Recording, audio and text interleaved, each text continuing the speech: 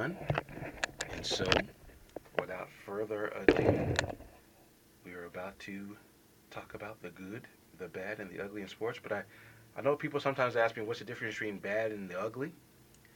Well, the bad in sports usually is something that happens to like one person or something that can be overcome or something that isn't so cataclysmic. The ugly is something that is just beyond insane and you know needs a lot of explanation. So, but we're going to kick off the show right now by talking about the good.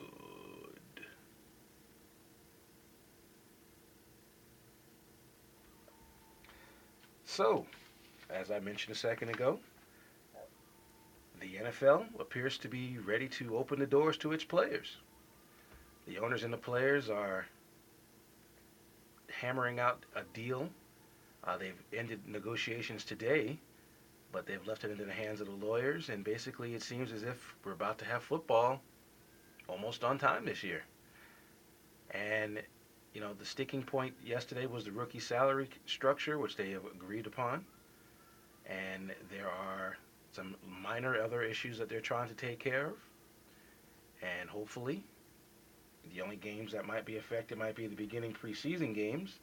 But the regular season looks like it's going to start on time. And the players are preparing to go back to work.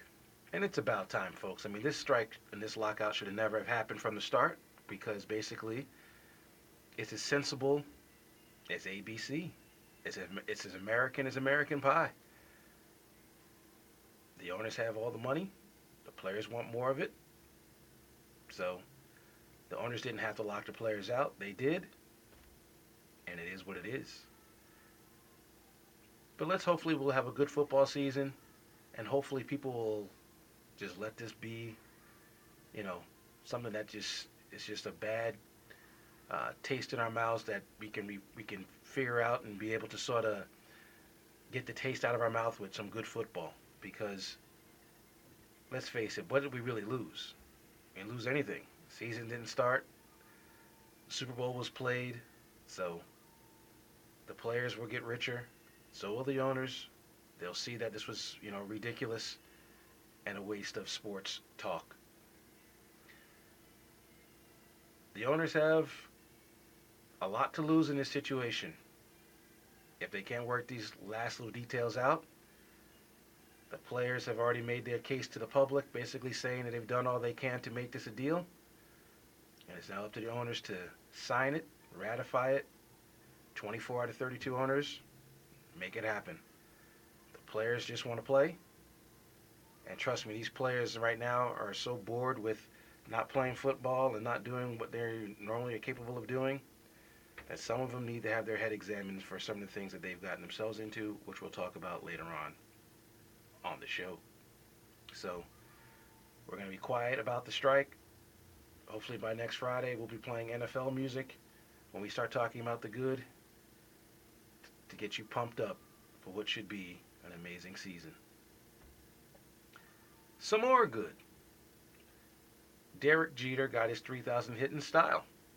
He became the second player in Major League history to hit a home run to get his 3,000 hit. I mean, Wade Boggs was a game-winning home run for the Tampa Bay Rays back in the day. And it's great that it's over with. Now the Yankees can concentrate on figuring out a way to beat the Red Sox and being able to make their way through the playoffs. He became the first Yankee to do it, which is significant because the Yankees obviously have their handprint all over Major League Baseball history. I mean, most people recognize Babe Ruth as the greatest player ever to live, although there's some Hank Aaron supporters, Willie Mays supporters. The Yankees have won 27, 28 championships. And for him to become the first Yankee to do it is pretty significant, and that is why it's a very big deal. And it's a big deal, too, because of how he did it. The home run was significant. The game was significant, playing against a good team in Tampa Bay, facing a good pitcher in David Price. And he also went 5 for 5, which is significant because he's the first player to get 5 hits and 5 at bats on route to getting his 3,000 hit. I know Biggio got 5 out of 6, but he wasn't perfect. And in fact, Biggio got his 3,000 hit and made an out trying to stretch a single into a double. He got the game when it hit that game, Mr. Jeter did, and Mariano closed out the victory, thus making it a perfect ending to a perfect season for him. And we'll talk more about Derek Jeter in the bad section because apparently Derek Jeter upset the world that he did not go to the All-Star game, which is absolutely ridiculous, but we'll talk about that in a couple of minutes. So now that that's over, it's time for baseball second half of the season to get underway, and there's some other milestones out there for people to try to reach. Mariano's going after 600 saves. A-Rod's trying to catch up to Griffey, but now he's on the DH, on the disabled list for his injury. Albert Pujols and others are trying to make some other milestones as well. So hopefully they can all get it done. And we'll be back to talk more good on 89.7 KLAS FM after this word from the Jeffrey Foundation.